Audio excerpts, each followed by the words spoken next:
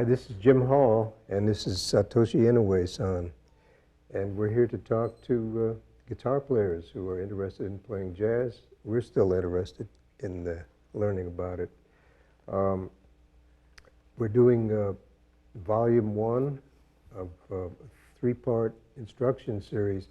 And this particular volume is aimed at players who maybe have a background in rock and roll or blues or folk music or classical music or even music from other cultures. I think one of the great things about jazz is that it is a cross-cultural music. It's kind of a universal language. Maybe we should give them an A to tune up to just in case at first, and I'll tune up with you too at the same. That's about where the pitch is going to be.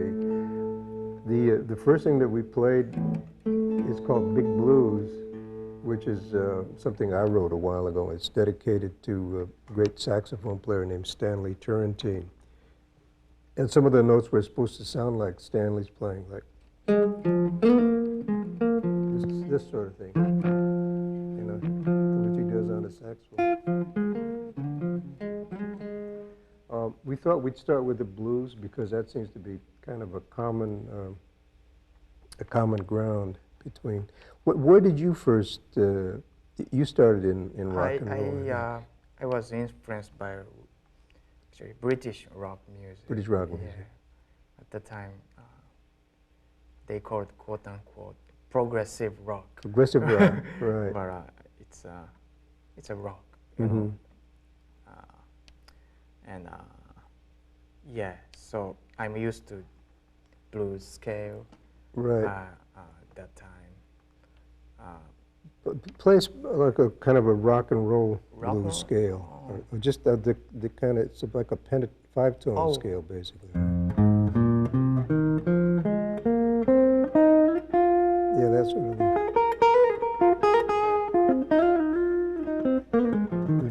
There's pentatonic scales in Japanese music too, I think, right? I think so. You think so? You should find out. That blues, the particular blues, has a kind of a simple motive to it, which is just. And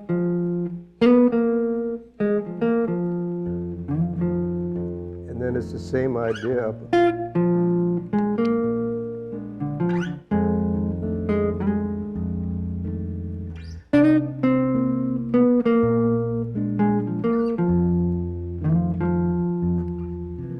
We thought it might be fun to see how, even if I just pared that down to the first motive, and we played the same motive over those 3 basic chords, the 3 basic chords being the F7th, right? And then the B flat,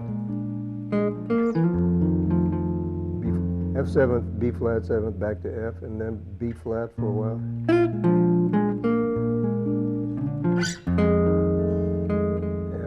He's playing a major 3rd. He's playing, Satoshi's playing an A natural, and I'm playing that, it's called a blues note there.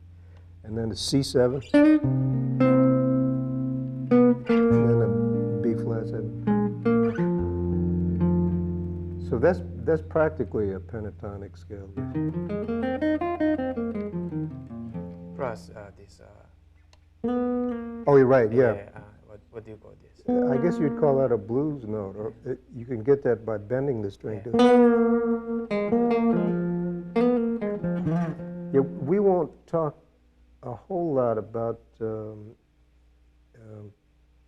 technical stuff too much, like how to hold the head, because Satoshi plays the guitar quite differently from the way I do. Technically, he holds it differently, and his hand is.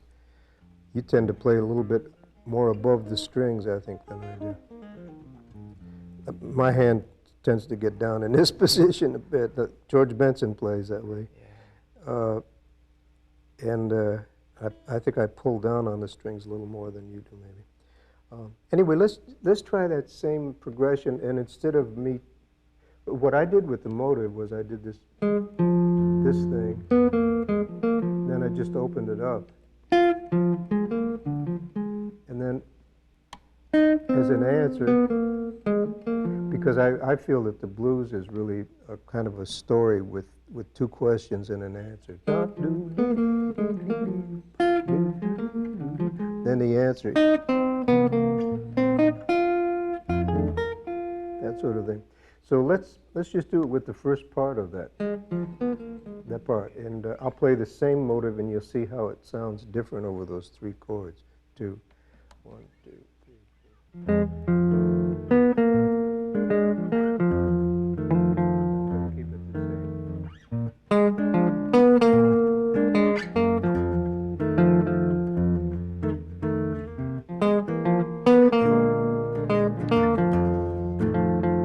And I could do that with any part of that. That's the second phrase I'm playing now.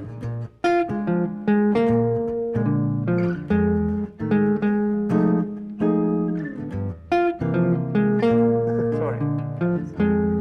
Do it some more, and I'll play the middle one.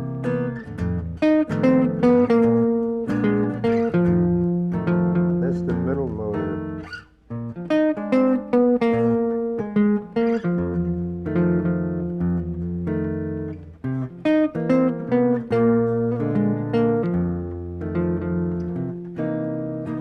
So what we've done is just to take those little motives, those little ideas, and present them in different settings, I think.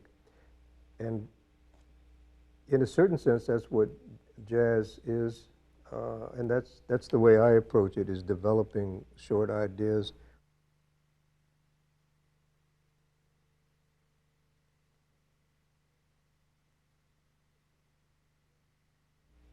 What was the first jazz music that you heard? Well, I guess that was, I think Wes Montgomery. Yeah. Friends introduced me a record called Boss Guitar. Boss Guitar of Wes Montgomery. Yeah, and, that's great. Also, my guitar teacher then told me get the Jim Hall's. Get Jim Hall. Jim Hall's first record and Alone Together, because 2 records is very good. Alone Together was Ron Carter. with Ron Carter. Yeah. Right. And the first one, the jazz guitar? Yeah. Oh, you have that? Yes, I do. Wow. Yeah, that was my very first record. The first album I did is called Jim Hall Jazz Guitar, with Red Mitchell on bass and Carl Perkins on piano. That's nice. The first jazz guitar that I heard was Charlie Christian on a record with Benny Goodman. It was a Benny Goodman sextet, and it was Charlie Christian.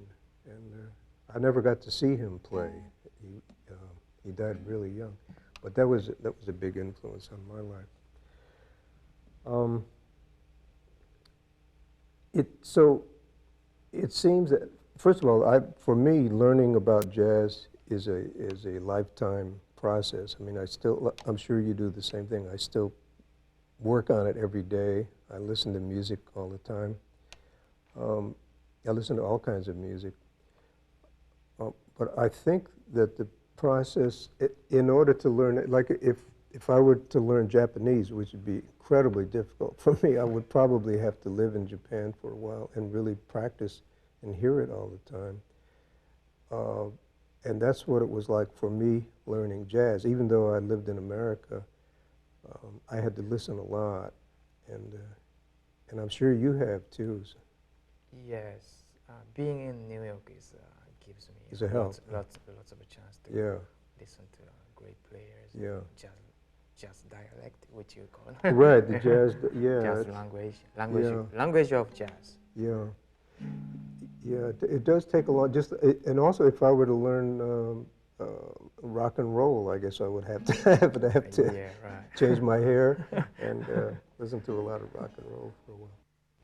So for me, as I said a little earlier, this has been a kind of a lifelong process, and I still work at it every day, and it's great for me in so many ways because I travel a lot, and I find people all over the world, in Japan, in Europe, in South America, who play jazz music, and and I can play music with people that I can't even talk Speak to. Language. Right, so the language isn't any problem. also, it keeps changing. Your playing keeps changing with you. Don't you find that? I think so. Yeah. Is it? Somehow, I hope so too. Yeah, right, yeah. I'm sure your experience of being in New York has changed your playing a lot, right? I think so. Yeah. So it's kind of a record of your personal growth, I think, you know, as well as a musical thing. It's a personal thing.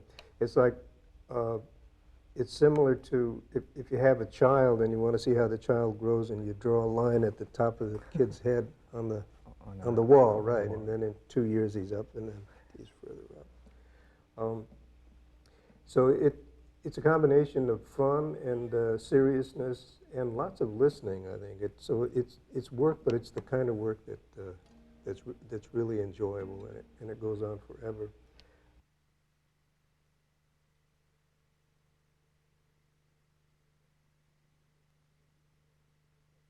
Let's talk about the sounds of the guitar a little bit. I know you have 2 pickups on your guitar. I never really noticed that before.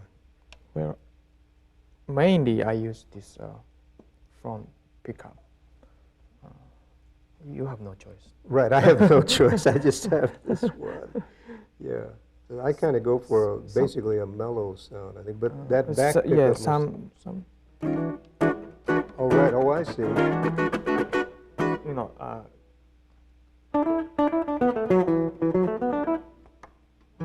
Oh, I see. Right.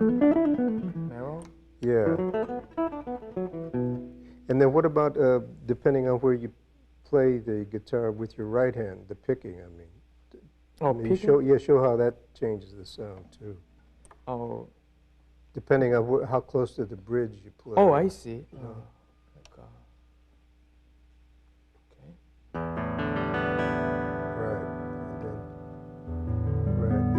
Play some, oh, that's nice. Play some lines that way, then, Okay, with different sounds.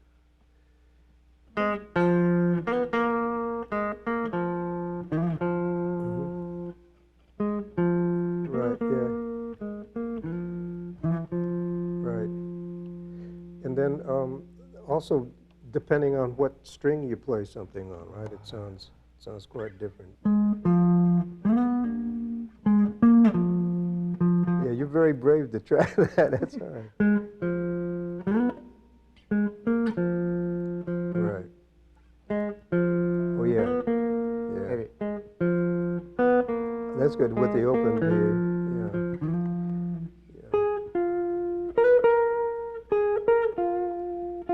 Right. So this A flat and this one and this one and this one, each has a different sound from the other.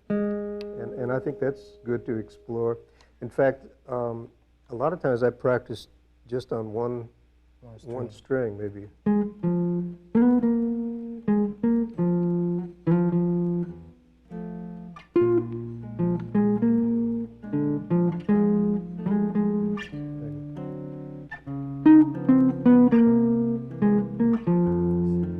Maybe 2 strings.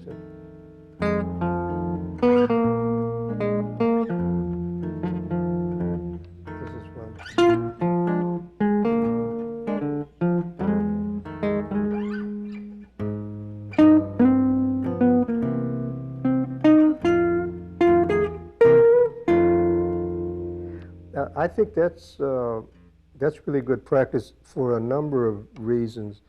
One is that what we talked about earlier, that each one of those has a different sound. Each string has a different sound, and depending on what feeling or what texture that you want to get out of the guitar, you can pick and choose from different strings. Also, I think more important is that it helps you, by practicing on one string or 2 strings or whatever, it helps you to really start to hear the instrument, which is so important because jazz music, all improvised music, depends on hearing something and then playing it instantly. So the more control you have over what sound comes out, the better. If you're having to guess about what sound you're going to get, then you're in trouble right away.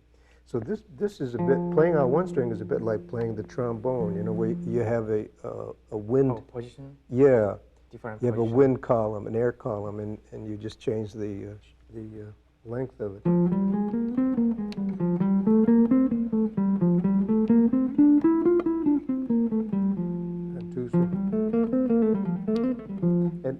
an interesting thing happens. If you play on just on one string for a while, you feel limited. But then if you just add one more string, it's like freedom. You're really, Lots of freedom. you're right, you have a lot of freedom to go.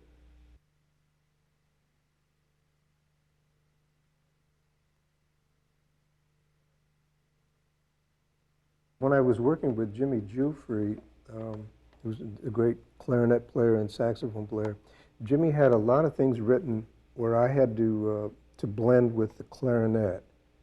So if Jimmy had something like, say, for the guitar and the clarinet, if I were to play it like picking all those notes, to Jimmy that sounds like tonguing on a trumpet or something. Tonguing. Right, so he would say to me, find a different way to finger that. So I'd have to come up, or almost ending, to leave out the right-hand strokes. So I worked on that quite a bit over the years, and I do a lot of slurring with the left hand. And the right hand is kind of playing like what's called sweep picking nowadays, I guess, you know. Let's see what. Oh. Right, just in one direction, pretty much. The idea with the right hand is just to set the string in motion, and the rest of it's done with the left hand.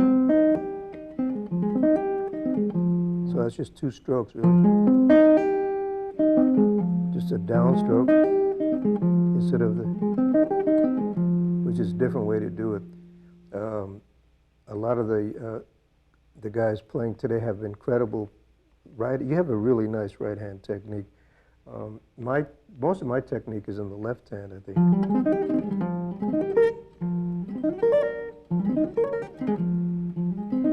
That's almost nothing with this hand. It's all with the left hand. That's all. That was all just one stroke. I just let the hand fall. Pat Metheny and or John Scofield, they use that kind of technique. Yeah, they both use that. They both have very good right hand technique too. Pat Metheny has a fantastic technique. And one thing I love about John Scofield's playing is the variety he gets in his sound. But I think sometimes he pinches the strings, and sometimes he plays down here, and sometimes up here. Oh, variety in the sound. Variety of sound, right. But a lot of what I do is based on left-hand technique.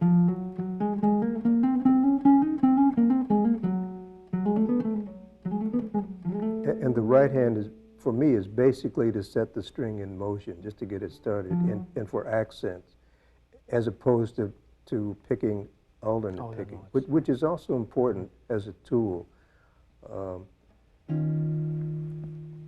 But again, it's similar. It's just like tonguing on a wind instrument. So I think the main thing is to be aware of what you're doing and what kind of sound comes out with it, I think.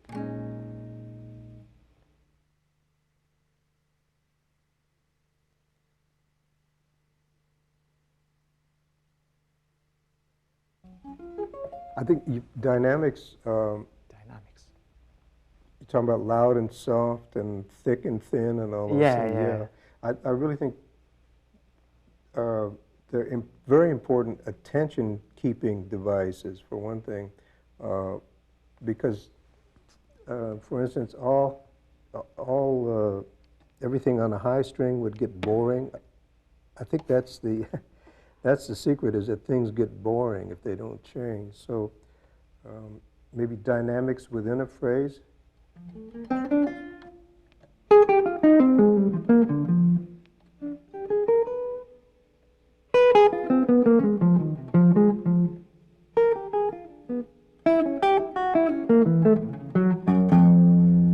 You know, loud and soft, and also different dynamics in terms of thick and thin. Like this I would consider thin. And this a little thicker. So I work with all those elements, again, the same way that a painter might, with different colors, and different shades. Um,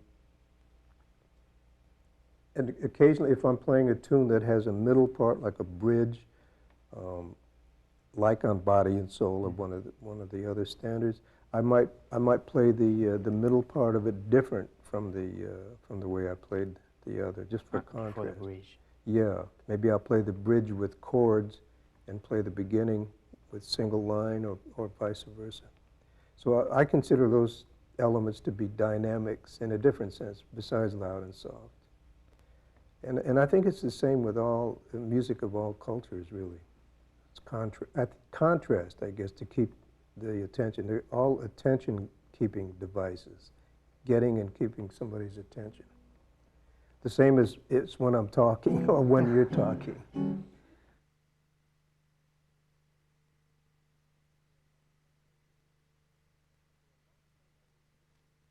For a long time, I resisted using any foot pedals uh, because I thought of them as kind of gimmicks.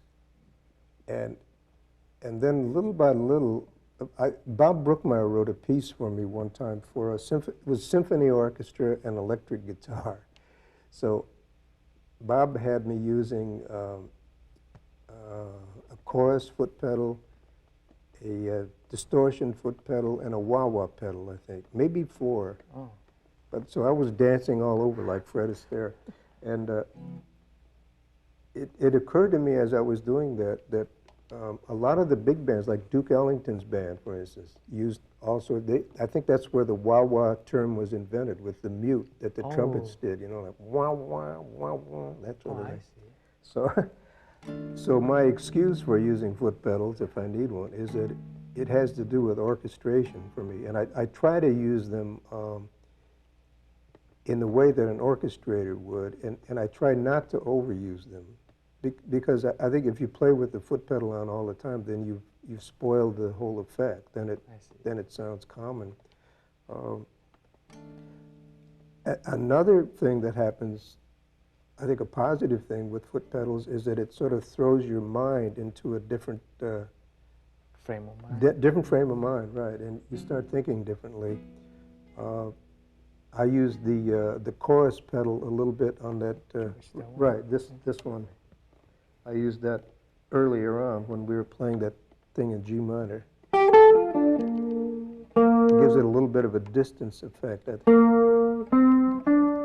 with it on, and this is with it off.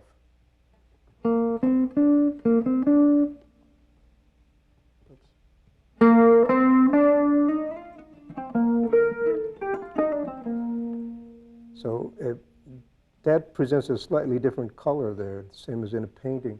But if I left it on for the whole evening, then you wouldn't even notice it. And then when I did the Miro piece, I used this other foot pedal, which is set for thirds, the whammy foot pedal.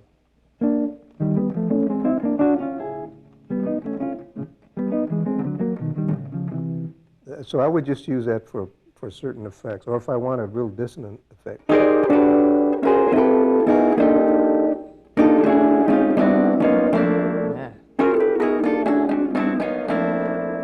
For quite a while, I was trying to do things like Don Pullen does on the piano, where he plays that way on the piano.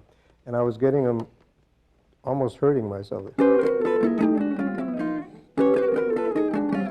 And it got dangerous. So Larry Goldings, my piano player, said I should get a foot pedal, which does it for me. It's just much easier. So it's a little bit of a lazy way out. But also it has kind of a mysterious effect, I think.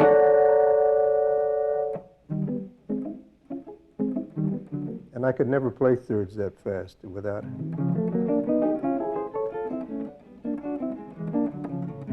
Unless you had a 12-string guitar. So that's my reason, my excuse for using foot pedals.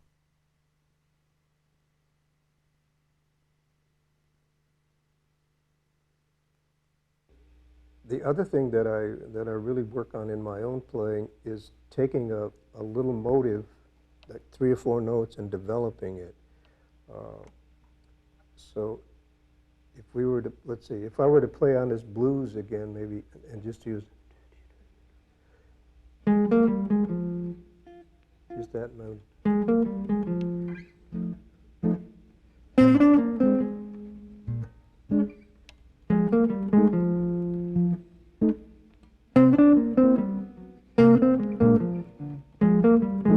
I changed it a bit.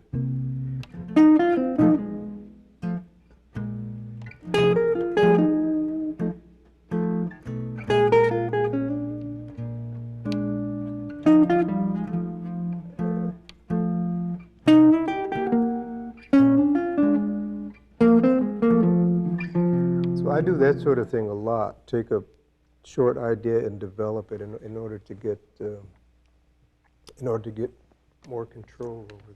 Which makes your solo memorable. I think, to yeah, the audience. yeah, and by working on with material that you've invented yourself like that on a spur of the moment, it makes each solo a little different and, as you said, memorable.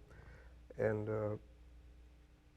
if I were to play, say, a standard ballad, like that thing that we talked about earlier, which is it's similar to the chords to I Should Care, maybe in E flat, we could play a ballad that way. I would play that quite differently, but I'll do the same thing with developing the motive if I can. About 1, 2, 3, 4.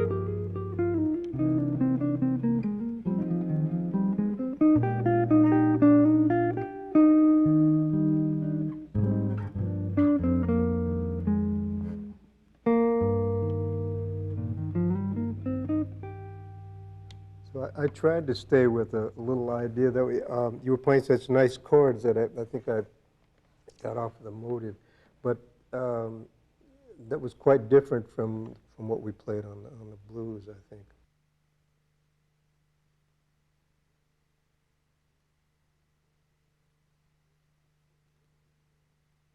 I think one of the really important things in jazz music, any music, and probably in all of life, really is to have some direction, some kind of rhythm and arrival points.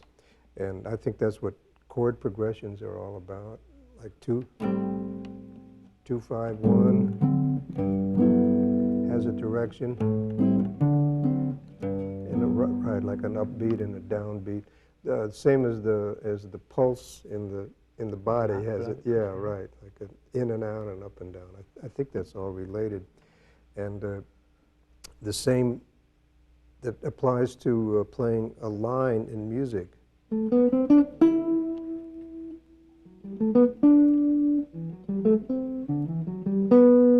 So maybe we could just play on that chord progression for a while, like 2-5-1 in G major. So you'll have A minor 7th, right, to D 7th, you know those chords, and to G, and we'll do that for a while, like about 1, 2, 3, 4.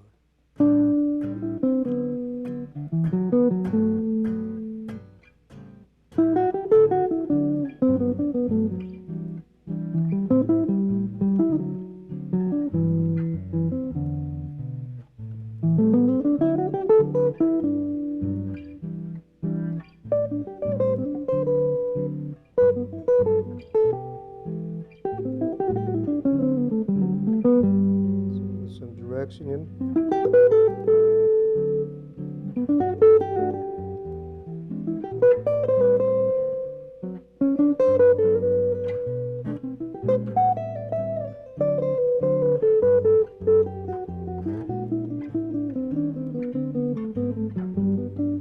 We'll play on it for a while.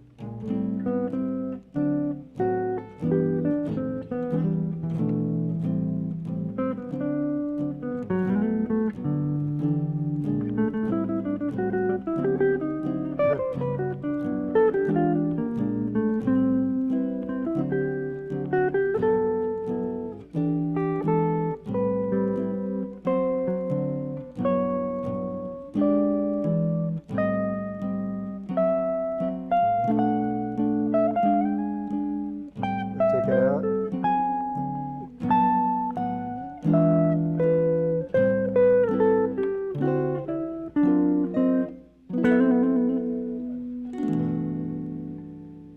Nice. We should publish that. That was beautiful.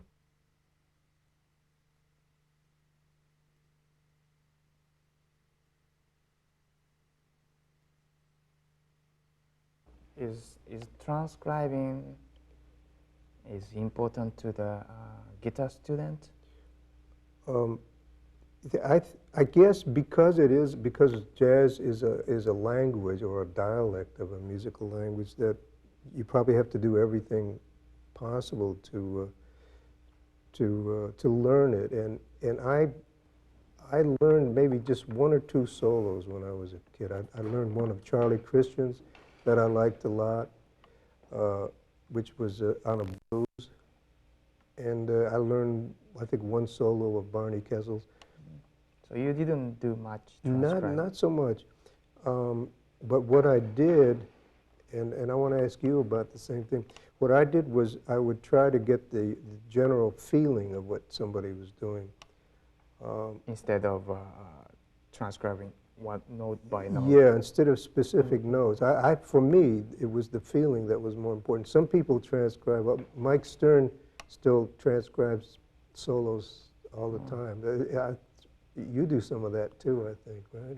Yes. What did you transcribe, or did you learn some other solos, recorded solos of people when you were starting?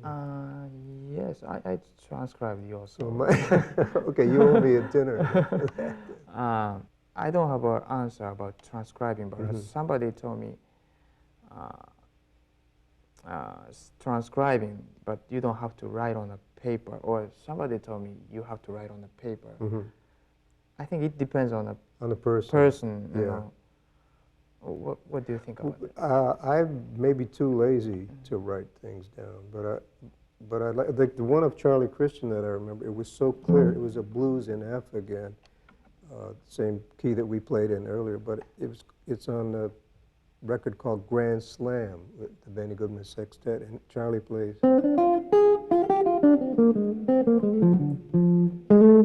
And that was such a great first phrase for me. That really got my attention.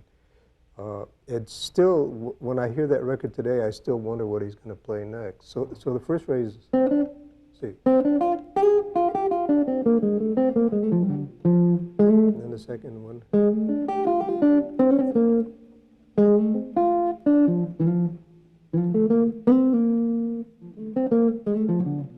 And then the next chorus starts like.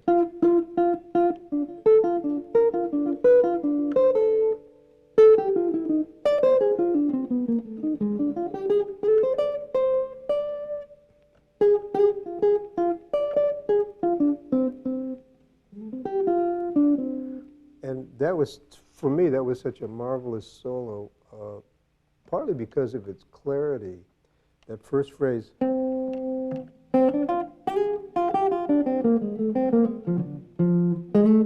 That's just great. That's like the first line of a short story. And I imagine that it sounds like he played with all downstrokes.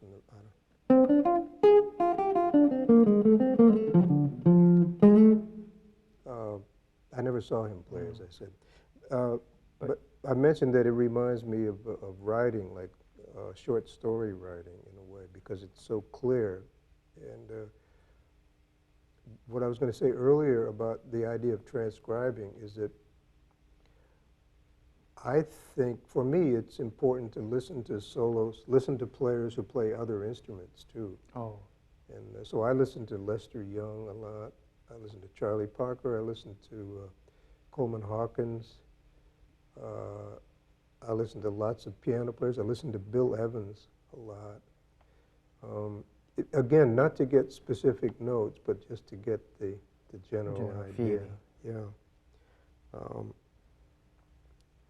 So I'm not sure. I think it depends on the individual whether or not you actually want to transcribe things. And writing them down, I think that would be good for your general music. To gain your sight reading skill. Right, sight reading and notation is really important. The more tools you have, the better, I think. Sometimes, once you write it down on a paper, sometimes you forget. You forget it anyway. Yeah, that's right. Oh, I write it down, and job was done. Yeah, then, right. Then you forget. That's interesting. Yeah. It's like then it's over. Yeah. Sometimes, I think memorize a solo is maybe important. I find that for me that would be more important than writing it down, except as a record of it, a recording of it. Another thing that I'm interested in, and I use a lot, is I like to get the idea of what the song is about that I'm improvising on. And if it's a ballad, I like to know what, if I don't know the exact words, I like to know what the words are about anyway. I think Lester Young was very interested in words, and so is Sonny Rollins. When I worked with Sonny, he would hear something maybe that Frank Sinatra had sung. He'd hear it on the radio, and so that we'd start playing that tune, but with that version of it in mind, with Sinatra's version. So I find that that's really important. So maybe we can sum this thing up a bit and then end with. How about the? You think listening to only the guitarist would not be appropriate for those who the guitarist who wants to have own style. Oh, their own, yeah, right. well, own again, voice. right. It's just, this is just my personal feeling on it. But for me, the beautiful thing about jazz music is that it allows you to find your own voice, your own way of saying things. Classical music, I imagine, is more limited in that the notes are pretty much set, although the ways of interpreting them vary a lot. But the great thing about jazz for me is that it can really be yours. It can be Satoshi Inoue, and doesn't have to be me or Charlie Christian. So it's very helpful to me to listen to players who play different instruments so that I don't imitate so much. Because if I listen to too many guitars, then I'll start to sound like the other guys. And that's, when I heard Wes Montgomery the first time, I knew I would never be able to do that anyway, what he did. So that helped me to find my own style. And also, I would much rather look at paintings sometimes than even listen to any kind of music. So I look at paintings and maybe do some reading, read some poetry. Mm-hmm. I think all those things help to find yourself. Oh, I see. And then other than music. Other than music, you right? See, you read the books. Yeah. Go to a museum. Yeah, I don't read very much, but I'm careful about what I read. I don't read the news. I read poetry, though. So, and I do go to museums, and I like painting very much. I like food very much too. So, I guess the main point is that I draw inspiration from all different kinds of things, besides music, poetry and painting and food. And things, and scenery, nature, I guess, in order to express those things on the guitar. And the technique of playing the guitar, like just the physical part of it, I think that, I mean, I would suggest that you had a teacher when you first started, right? Not really. You started by yourself? I was watching a TV. There was a program for a learning program. Yeah, learning program. Uh-huh. But anyway, then you had a teacher later. Yes, I did. Yeah. And because I had a teacher at the very start when I first started. I had 2 or 3 teachers in a row. So I guess you can learn just the physical part of it from a teacher. Also, there's lots and lots of really good books about scales and arpeggios and picking technique. So what we've been talking about is a little more general and a little more just associated with music itself, as opposed to the technique of the guitar. For me, the things that I practice have to do with specific things that I'm working on personally. Maybe there's a song that I'm playing at work that I'm having trouble with. So I'll practice that and that sort of thing. But I do practice, I shouldn't say constantly, but almost constantly. And if I don't practice for a couple of days, my hand starts to feel terrible. And we're going to finish this first volume of the teaching videos with a piece that's dedicated to my friend, the cartoonist Gary Larson, and it's called Whistle Stop.